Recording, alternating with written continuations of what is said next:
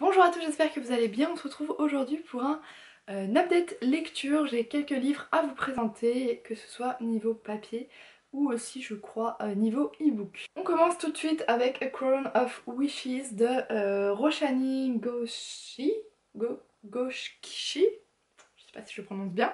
Donc c'est le deuxième tome, enfin c'est le tome compagnon de son premier tome, je ne me souviens plus le nom, et qui avait aussi une très belle couverture. Ici on est dans la mythologie indienne.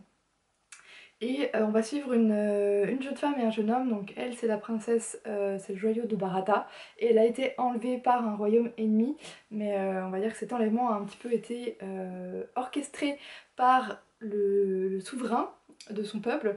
Et de l'autre côté on a Vikram qui lui est le descendant non légal du roi d'un royaume, et en fait il ne veut pas être la marionnette, devenir la marionnette du conseil du roi une fois que celui-ci aura arrêté de gouverner. Donc voilà. Ils vont se voir proposer de participer au euh, Tournament of Wishes, donc c'est le... je n'arrive plus à traduire. Tournoi des souhaits, des vœux, on pourrait l'exprimer un petit peu plus comme ça. Et c'est dans un territoire complètement peuplé par la magie, puisqu'ici on est vraiment dans le folklore indien avec beaucoup de croyances en la magie et des différents peuples, etc. Donc le tout premier tome que j'avais lu il y a déjà 1 an et demi, 2 ans, j'avais bien aimé sans que ce soit totalement plus. J'avais eu du mal à accrocher en fait avec la romance des personnages. Ici, malheureusement, je me suis arrêtée quand j'ai dépassé un petit peu la plus de la moitié. J'arrivais pas complètement à rentrer dans cette histoire. Il y a beaucoup de mythologie indienne. Il y avait des choses dont je me souvenais plus forcément. Je trouve qu'il n'y a pas énormément de rappels ici. Je me souvenais plus de tous les personnages, de certains personnages en tout cas qu'on retrouve ici. Et voilà, j'avais du mal à accrocher aux deux personnages, bien qu'ils soient assez bien fournis et assez bien décrits. Ils ont vraiment une histoire, ça c'est pas des personnages plats. Mais voilà, moi j'ai eu un petit peu de mal avec ce livre et je préférais l'arrêter pour commencer quelque chose qui me plairait plus. J'ai donc continué avec le tome 6 de Chasseuse de la Nuit d'Outre-Tombe, donc une saga Beatlit que j'ai commencé il y a déjà 2 ans et demi, 3 ans, que j'aime beaucoup, et ça fait un petit moment que j'avais pas lu la suite des aventures de Cat and Bones, donc forcément je me souvenais plus exactement de tout, surtout que celui-ci est la suite directe du tome 5 et que ça fait 1 an et demi que je l'avais lu, donc ça commençait à faire un petit peu de temps, mais bon on se remet quand même rapidement dedans. Il y a des personnages qu'on suit déjà depuis 5 tomes dont on a des vagues souvenirs qui reviennent, et puis il y a des petits rappels au fur et à mesure de l'histoire. C'est un tome que j'ai aussi très bien aimé. C'est pas pour le moment un de mes coups de cœur dans ceux que j'ai pu lire, mais il s'est lu très rapidement. Je crois que je l'ai lu en à peine une semaine, alors qu'en ce moment mon rythme de lecture c'est plus un livre toutes les semaines et demie, voire 2 semaines. Je vais pas vous en dire plus sur ce tome-ci parce que sinon je risquerais de tout vous spoiler, mais on a de l'action, on a quelques rebondissements dont je m'attendais pas forcément, et puis on a toujours un petit peu cet humour piquant de Bones, un petit peu de Cats, et puis on en découvre toujours un petit peu plus sur cet univers avec les vampires.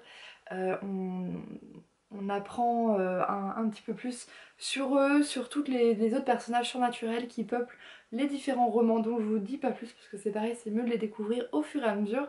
Mais pour ceux qui n'auraient pas encore lu, qui sont comme moi un petit peu en retard sur cette saga, n'hésitez pas à la lire, à la continuer, elle est vraiment bien. On va continuer avec les e-books et Maybe This Christmas de Sarah Morgan. Donc c'est le troisième tome dans sa saga des frères O'Neill. Là on va suivre Tyler qui lui est l'ancien, le troisième frère, le plus jeune, et c'est l'ancien champion de ski, sauf que suite à une blessure, il a dû arrêter subitement sa carrière, et ça lui a vraiment pesé, sauf qu'il n'a pas pu en discuter avec tout le monde, donc il cache un petit peu cette facette-là de lui-même.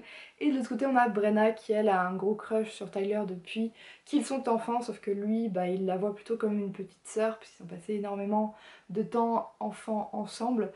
Et on va voir un petit peu la construction de leur romance qui n'est pas toute simple, et c'est un livre, je pense que c'est mon préféré des trois.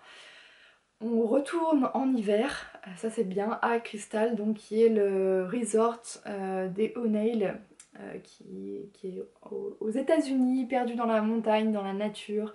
Et là en plus on est avec deux personnes qui adorent le ski, adorent les activités montagnardes, donc on est vraiment plongé dedans. En plus On a la fille de Tyler qui apporte, je trouve, une touche en plus et une touche de quelque chose de plus adulte dans les décisions que vont prendre les personnages vis-à-vis de cette jeune fille qui, elle, n'a pas eu une enfance forcément très simple avec... je vais pas vous en dire plus, je vous laisserai découvrir ça, puisqu'on découvre un petit peu dans les premiers tomes.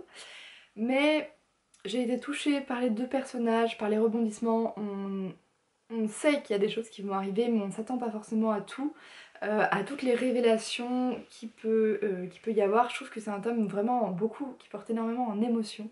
On va encore plus comprendre ces personnages, être vraiment... Enfin moi j'ai été vraiment touchée parce qu'ils ont vécu, et pourtant je n'ai pas vécu les mêmes choses, mais la façon dont l'auteur arrive à l'exprimer avec ses mots, ben voilà, ça nous va droit au cœur et on se sent vraiment plongé dans l'histoire. Et puis ça se lit très rapidement. Y a pas je vais pas dire qu'il y a de l'action, mais les choses bougent, avancent assez rapidement, sans que ce soit trop. Vous savez que moi je n'aime pas quand les romances vont trop vite, et là c'est tout ce qu'il faut en termes de romance et de petits rebondissements. Donc c'est un tome qui est aussi sorti en français, je me souviens plus du titre français, mais voilà, c'est un Sarah Morgan et j'ai beaucoup aimé ce dernier tome d'Eonail. Je trouve qu'il clôture très très bien ces 3 histoires à cristal. En e-book, j'ai lu aussi Veins of Magic, c'est le deuxième tome de The Other World, donc je vous avais parlé. Le premier tome était une réécriture de La Belle et la Bête dans le monde des fées avec une humaine qui croit en fées, en toutes les fées, et qui les honore. Sauf qu'on n'a jamais vu, on n'a plus vu de fées sur Terre depuis un bon nombre d'années, qui a une maladie qui ravage le monde des humains, et en particulier le père de la jeune femme, dont j'ai aussi perdu le nom. Ça fait un petit moment que je l'ai lu et que j'ai pas fait l'objet de lecture. Je vais rouvrir ça. Voilà, Sorcha. Donc le père de Sorcha est atteint par cette maladie et elle va essayer d'aller trouver un remède d'assassin. Pour ça, elle va devoir aller retrouver les fées. Et il va se passer plein d'aventures, en particulier sa rencontre avec un certain fée qui lui a été exilé et parce qu'il n'est pas... il a une déformation sur le corps. Et donc voilà la bête, Sorcha et la Belle. Et j'avais beaucoup aimé ce premier tome, beaucoup aimé le folklore dans lequel l'auteur nous plonge. On a du rebondissement, ça va vite, sans aller trop vite, on est dans le fantastique, mais enfin, je trouve qu'il n'y a pas énormément de lieux, de noms de personnages à apprendre, etc.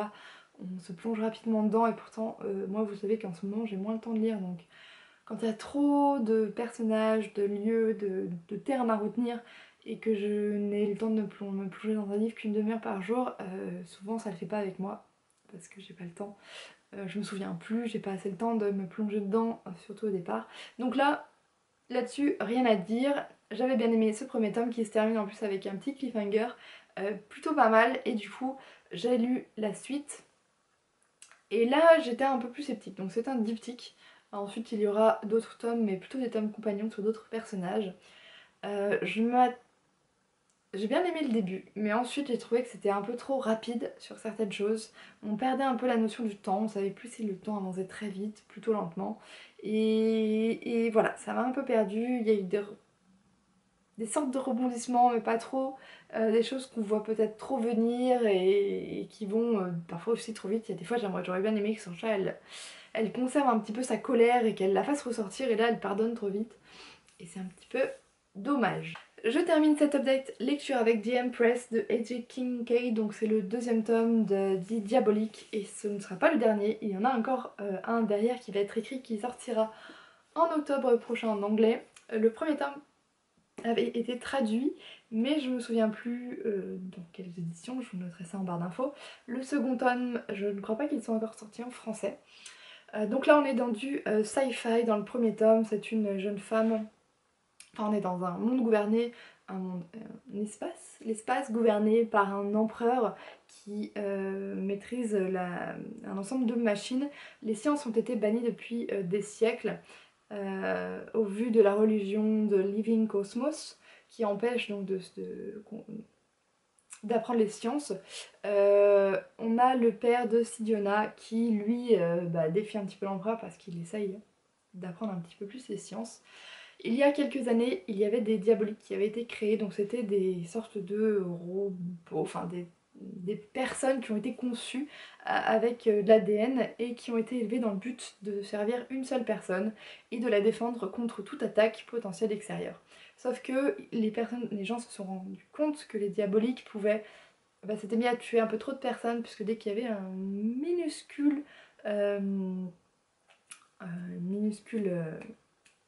ah, j'ai pas de nom en français, menace envers la personne qu'ils protègent, ils tuaient, et donc ils ont été éliminés. Sauf que Sidiona a gardé sa diabolique, donc qui est Némésis, et le jour où l'empereur a demandé à au père de Sidiona d'envoyer Sidiona sur son vaisseau pour bien sûr la garder un petit peu captive, au lieu d'envoyer Sidiona, il envoie Némésis qui va se faire passer pour elle, alors que c'est un diabolique, donc pas humaine, et qu'elle doit cacher le fait qu'elle n'a pas été tuée alors qu'elle aurait dû. J'avais bien aimé le premier tome, pourtant c'est du sci-fi et j'en lis peu. Normalement ça aurait dû être un stand-alone et ça aurait pu rester un stand-alone. La fin clôturait assez bien, je trouvais, le tout. Donc j'étais à la fois curieuse et à la fois un petit peu... je savais pas trop où ça allait aller ce deuxième tome. Je dois dire que pendant une grosse partie du début du livre, même pendant au moins 50%, j'ai eu du mal à me plonger dedans. D'abord parce qu'on était un peu trop dans la romance gnangnan. Ensuite, enfin, on va dire les 3 premiers chapitres, j'ai bien aimé parce qu'on retrouvait la diabolique, enfin Némésis, qui retrouvait ses instincts de diabolique et qui n'était pas aussi lisse qu'une Empress pourrait l'être. Mais ensuite, ça va être un petit peu gnangnan, un petit peu lent et vite à la fois. Ce qui se passe, en fait, on le prédit, on le sent venir. Et ça se passe comme ça et on se dit ah non, j'aurais bien aimé qu'il y ait un peu plus de rebondissement, qu'on sente, voilà, qu'on ne sente pas ces choses-là arriver. Donc ça a été dur pour moi, mais je me suis forcée, je me suis dit allez, j'en ai entendu de très bons échos, donc essaye de continuer. Surtout que je n'avais pas trop le temps de lire, donc ces 2 dernières semaines, je l'ai lu en 2 semaines hein, quand même. Donc je me disais que c'était pour ça que j'arrivais pas à me plonger dans le livre. Et une fois passé, on va dire qu'à partir des 75%, là j'ai été en totale euphorie parce qu'il se passe des rebondissements de fou, des choses dont je m'attendais absolument pas, ou alors le piège de l'auteur c'est que on s'attend à quelque chose, ça se passe, mais en fait il va y avoir quelque chose derrière qui va totalement rebouger la situation dont on s'était pas du tout attendu, et c'est ça que j'ai aimé. Les personnages retrouvent vraiment de leur piquant. Et les trahisons sont de nouveau là, il y a beaucoup d'enjeux politiques ici. Et puis voilà, on retrouve une Némésis qui essaye d'être humaine et en même temps qui se retrouve face à des difficultés de se fondre dans la masse, de se faire apprécier par tout le monde. Et puis en même temps, elle a ce petit penchant, elle a cette façon de penser qui n'est pas une façon de penser qu'on pourrait avoir nous, puisqu'elle pense plutôt en termes de menaces et de réponses très rapides. Et voilà, et puis on a Tyrus derrière, donc qui est le nouvel empereur, qui au début est un peu soft, et à la fin, franchement, la fin m'a vraiment laissé sur le cul. Et j'ai vraiment envie de lire la suite tout de suite, qu'elle arrive dans mes mains. Et pourtant, je me suis quand même bien ennuyée pendant les 75 premiers pourcents. Peut-être au moins les 50 premiers pourcents, après ça commençait un petit peu à bouger, mais j'avais toujours un petit peu de mal. Et les 25 derniers, juste une explosion qui me donne vraiment envie de lire la suite, parce qu'on reste sur un cliffhanger juste de fou. Et je ne sais pas ce que l'auteur nous réserve pour la suite. Je suis contente de ce qu'elle a fait avec ses personnages, elle est pas tendre avec eux, et ça fait du bien d'avoir quand même de temps en temps des auteurs qui sont comme ça, même si c'est un petit peu sadique parfois. Voilà, c'en est tout pour cette update lecture, j'espère qu'il vous aura plu, j'espère qu'il n'était pas trop long, mais c'est vrai que j'avais pas mal de livres à vous présenter. N'hésitez pas à me dire si vous avez lu certains de ces livres ou s'il y en a qui vous intéressent. Et puis s'il y a certains livres que vous me conseillez. Là je suis en train de lire Follow Me Back. Je me souviens plus de l'auteur, c'est une auteure de Wattpad qui... Le tome est sorti en français je crois sous le même nom. J'en ai entendu parler sur la chaîne de Loisirs de Simi qui nous a dit qu'elle avait lu ce livre en une soirée. Et là c'est vrai que je vais commencer à le lire et il me plaît bien, j'ai bien envie de retourner le lire et c'est ce que je vais aller faire maintenant. Voilà, j'espère que cette vidéo vous aura plu, je vous souhaite une très bonne semaine, de très bonnes lectures et à très bientôt.